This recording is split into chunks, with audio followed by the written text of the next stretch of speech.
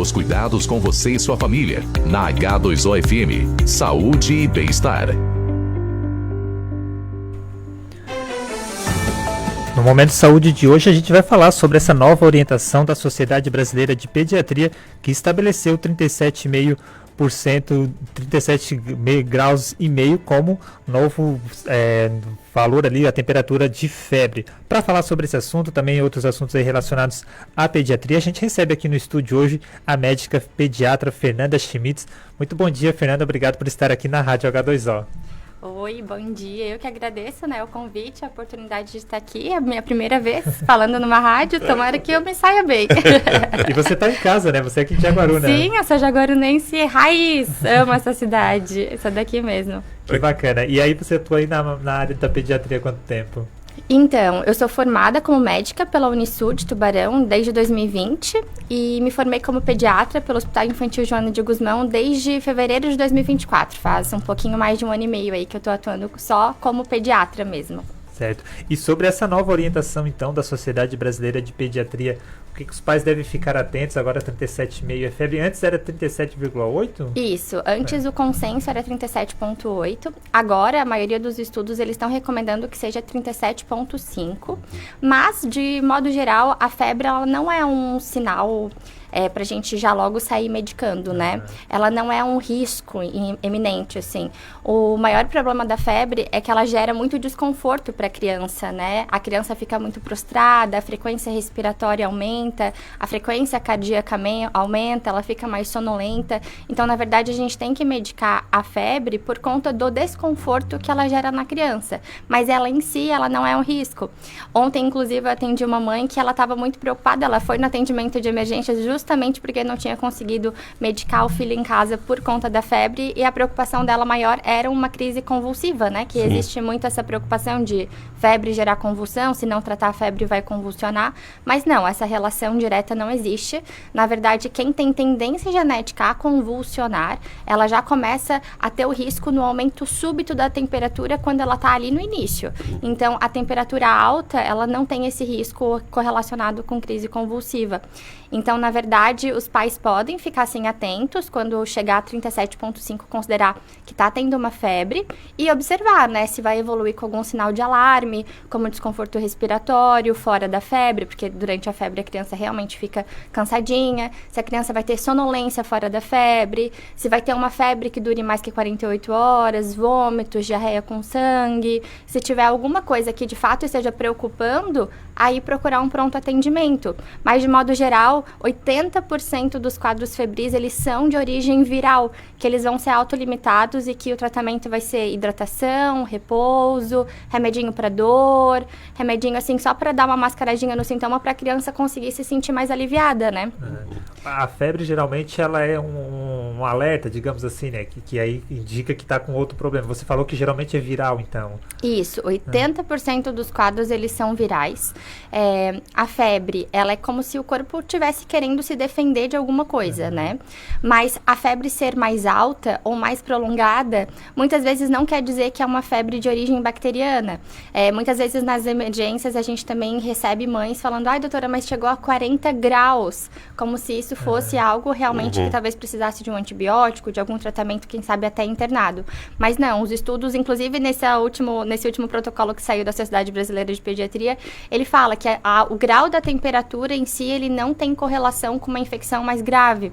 Existem alguns vírus, principalmente o influenza, que ele pode dar temperaturas de até 41 graus.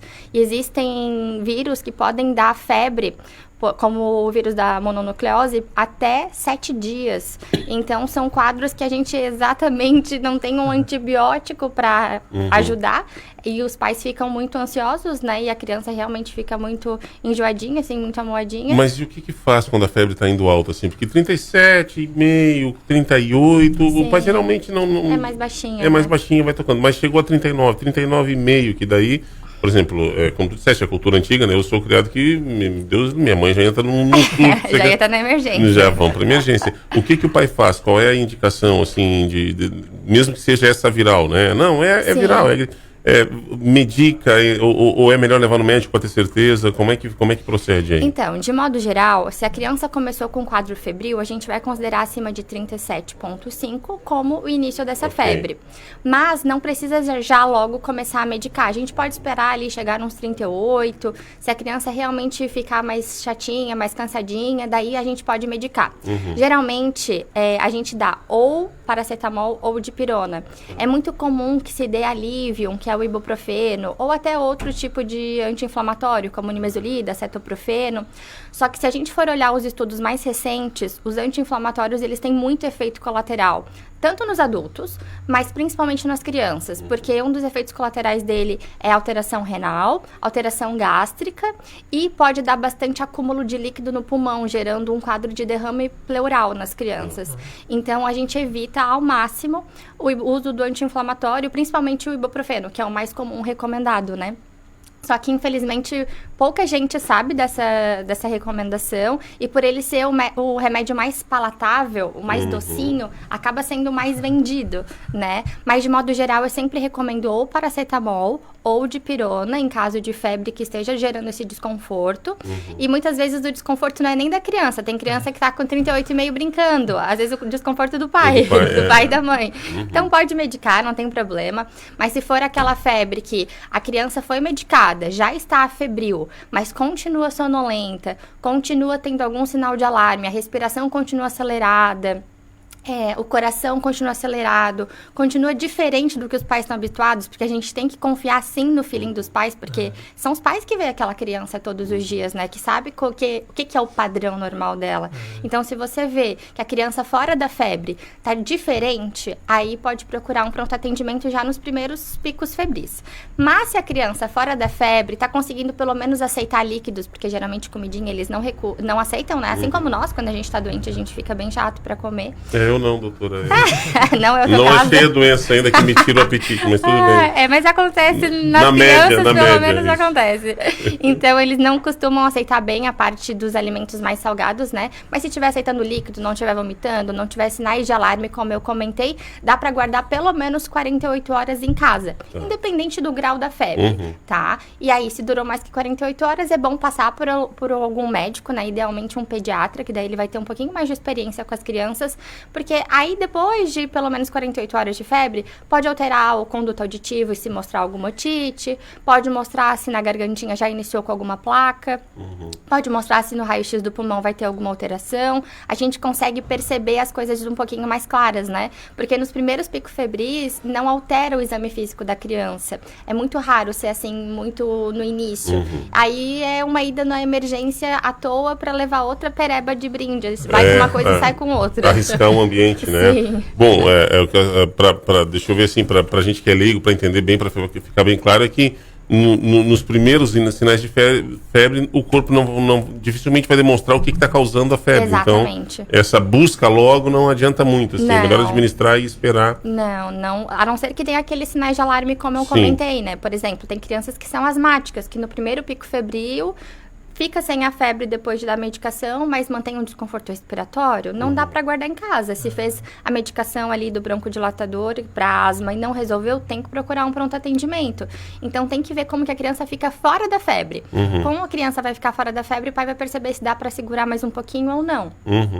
Vai demorar um pouquinho para essa cultura ser mais, de fato, né? A gente ainda vem muito vinculado àquele temor enorme de febre na infância, né? Então, meu Deus, eu lembro, as casas antigas, assim, o João acho que não pegou isso, mas era um tal de fralda embebida em tudo que era coisa que podia baixar a febre da criança e tal, e era né, e muito medicamento, muita preocupação. Sim. Hoje eu percebo que é uma certa discussão, não no meio médico, mas enfim, algum tipo de cultura, que dizem que é preciso deixar que essa febre suba no início porque alguns tipos de males é preciso que ela suba porque a própria febre iria combater. Existe algum fundo de verdade? Não. Não existe consenso em relação a isso, de que a febre saindo naturalmente, ela cura o que tá ali, né? Geralmente os vírus, que é a maior parte dos casos da febre, né? Eles têm um curso autolimitado, mas que pode demorar de 7 a 28 dias. Não é a temperatura do corpo curados. elevada que vai matar o vírus. Não né? vai ser ela que vai matar o bicho em 2 dias. Perfeito. Nenhuma gripe vai durar tão pouco, né? E isso que você falou, a gente chama de febrefobia. É uma coisa muito comum, né? E tanto essa parte aí de tentar abaixar de outra forma, que não seja com medicação, a gente chama de métodos físicos para tentar reduzir a temperatura. Só que isso costuma gerar bastante desconforto. Porque imagina, se você tá lá com a temperatura super quente, geralmente você sente frio, dá bastante calafrio, tremores, tem gente que chega a delirar e você resolve colocar dentro de um chuveiro para abaixar a temperatura. É cruel, assim. Então, não é uma recomendação. É melhor deixar a criança ali em repouso, dar aguinha, viu que a temperatura tá subindo, a criança tá desconfortável com aquela febre, dá um remedinho que ali, dependendo da medicação, se for a dipirona, em 40 minutinhos já vai começar a reduzir a temperatura. Se for o paracetamol, 1 hora e pouquinho, ele é um pouquinho mais lentinho. A dipirona e o paracetamol são os indicados para uso sem prescrição médica, mas aí o quanto pode medicar? É uma vez, 2, que intervalos de horas isso é permitido? Então, a dipirona, ela é geralmente recomendada a cada 6 horas, e o paracetamol, ele também é recomendado a cada 6 horas, mas se precisar fazer a cada 4 horas, não tem problema, tá? Mas assim, a gente não recomenda que as medicações sejam usadas de forma fixa. Começou com febre hoje, e algum médico orientar a usar a dipirona a cada 6 horas, por 3 dias. Isso é um tiro no pé, porque na verdade a gente está mascarando o sintoma, né? E é justamente com base na permanência da febre que a gente vai procurar um pronto atendimento. Então não tem porquê, não faz sentido e não é nem saudável para a gente ver a evolução desse quadro manter uma medicação fixa. A gente costuma orientar, se tiver febre ou um desconforto de dor importante, medicar com paracetamol ou com dipirona. E também não é recomendado ficar intercalando uma medicação e outra. Por exemplo, agora eu vou dar paracetamol, aí a febre voltou daqui 3 horas, não deu tempo ainda de eu dar o próximo paracetamol, eu vou dar dipirona. A gente até pode, se estiver causando muito desconforto na criança, não é proibido. Mas o ideal é tentar dar uma segurada, ver se dá o tempo da medicação, para não ficar intercalando muitas medicações, que numa dessa pode dar superdosagem, às vezes confunde, achou que deu paracetamol na última vez, era para dar dipirona, acabou dando paracetamol de novo, aí tem os riscos das intoxicações, né? Então, deu uma medicação, tenta aguardar para que a próxima dose seja dada só se tiver febre, e se tiver febre, se der um intervalo ali de 5, 6 horas mais garantido. Falando de uma forma preventiva, assim, o que se evita essas febres, esses vírus? Também tem um pouco de coisa que a criança vai adquirindo, essas imunidades, faz parte da infância, mas de forma preventiva dá para evitar, assim, esses vírus, essas febres? Na prática, não muito.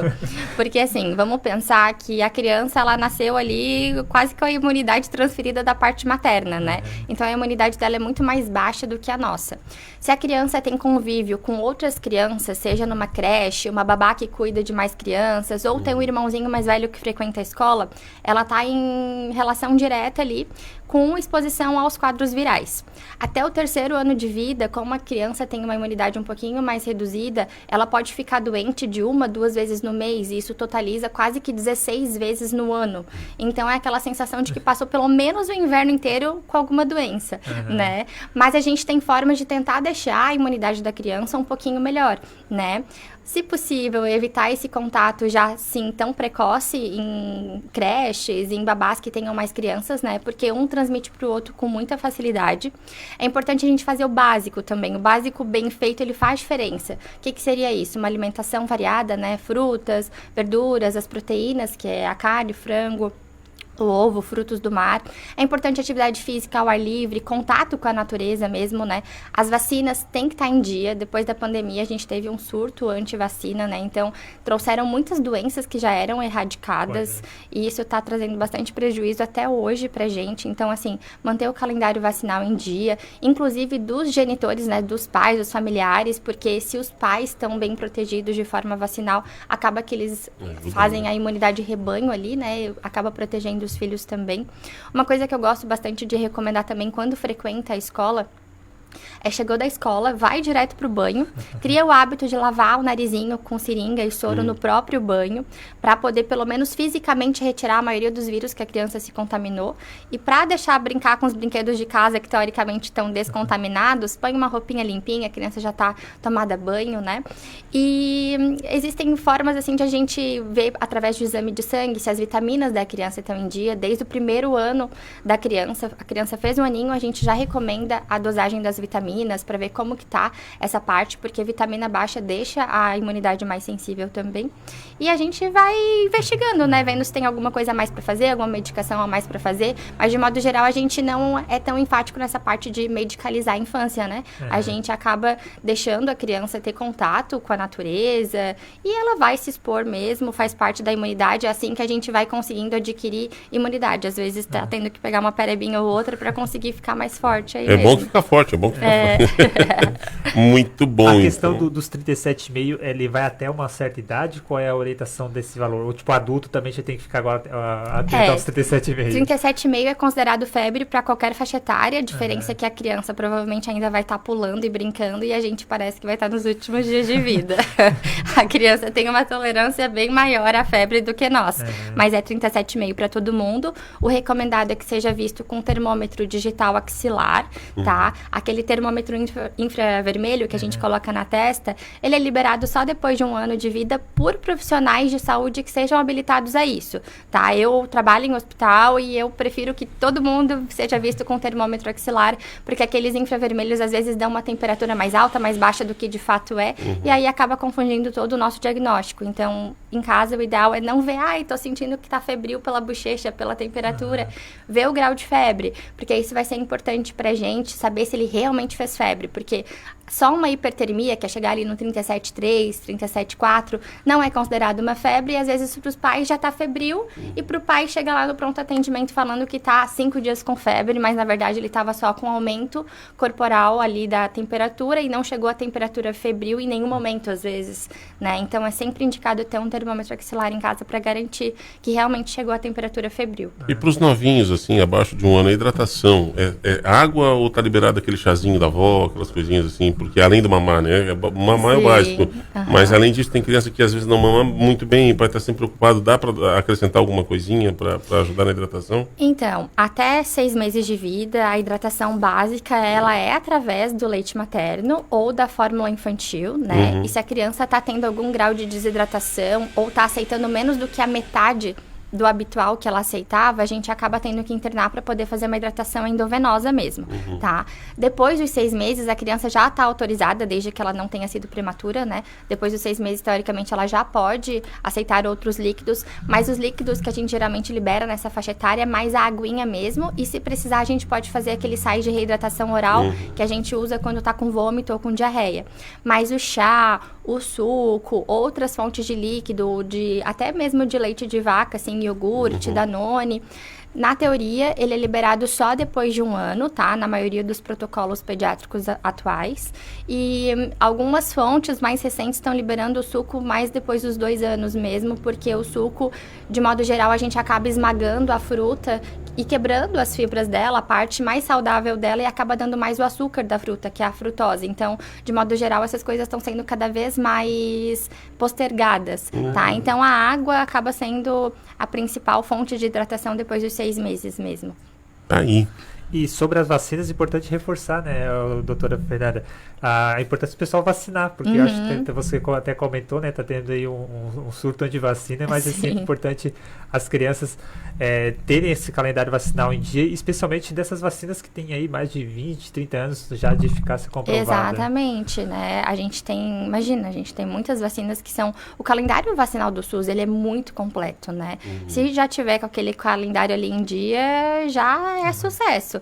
Pelo meio particular, a gente tem outras vacinas que elas têm uma cobertura um pouquinho maior, mas é um investimento um pouquinho mais alto, daí vai de cada família, né? O nosso papel como pediatra é informar que existe essa possibilidade, mas eu deixo bem enfático, assim, se você deixar o calendário do SUS em dia, eu já fico bem em paz e agradecida. E é bom, se tiver com alguma dúvida, procurar o pediatra, procurar, como a senhora falou, um ponto de atendimento, para não ficar acreditando em tudo que rola, né? O presidente americano largou uma fake news sobre paracetamol essa semana aí, que já deixou minha esposa mesmo, que tem as crises de enxaqueca, já ficou de cabelo em pé.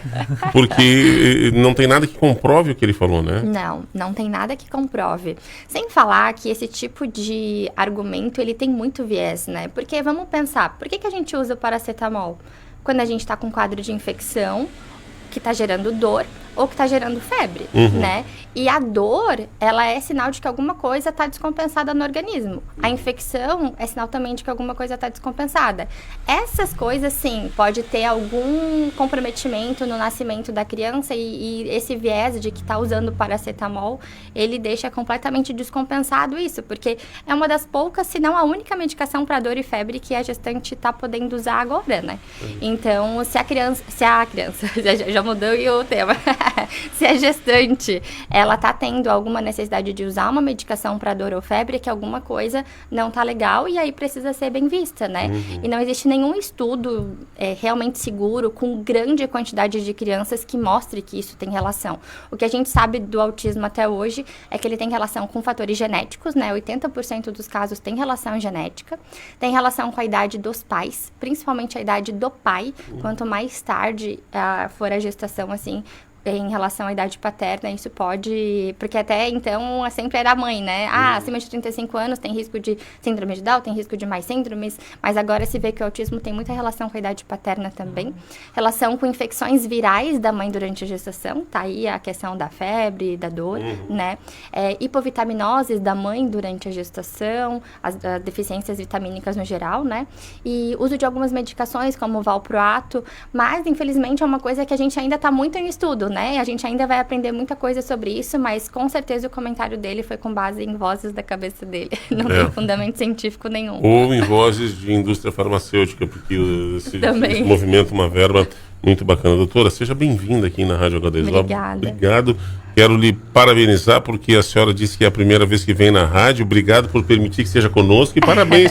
Fala muito bem, se expressa muito bem, muito tranquila. Que bom, obrigada. Apareça mais aí, volte que a gente precisa E de onde você. o pessoal encontra a doutora Fernanda? Então, eles vão me encontrar no SUS, assim, eu atendo como médica pediatra no SUS aqui de Jaguaruna. Eu sou a única médica, eu sou a primeira pediatra de Jaguaruna. Eu sou jaguarunense e eu sou a primeira pediatra aqui da nossa cidade. Então, eu atendo ali no SUS mesmo, no posto de saúde. E eu atendo no SUS também no Sangão. E atendo em 2 clínicas particulares. Atendo aqui na CEMED, que fica no prédio da Ecoclínica, em Jaguaruna. E atendo numa clínica pediátrica, exclusiva mesmo para pediatria, que se chama Mimopediatria Integrada, que fica em Tubarão. E se for alguma emergência, tomara que não precisem, mas eu atendo na Sala Vermelha do Hospital Materno Infantil de Criciúma. Que eu sou a parte que fica ali com os pacientes mais graves mesmo, e não atendo na porta ali com pacientes mais de gripe, de febrezinha, é mais quando chega de ambulância, helicóptero, coisas do tipo, eu tô recebendo lá, tá? Mas é isso, eu tô em 5 lugares.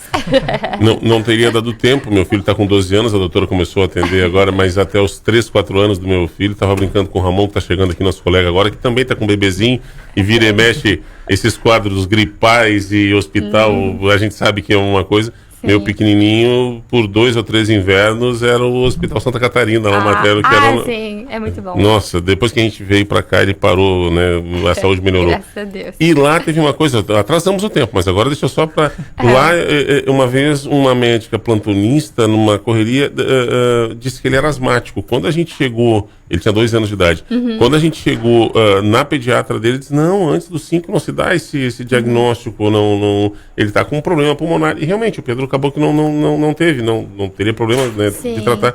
Mas há isso porque não era uma pediatra que estava atendendo na urgência lá do Santa Catarina, mas há isso realmente de asma, o diagnóstico correto só depois de 5 anos? Isso mudou esse ano.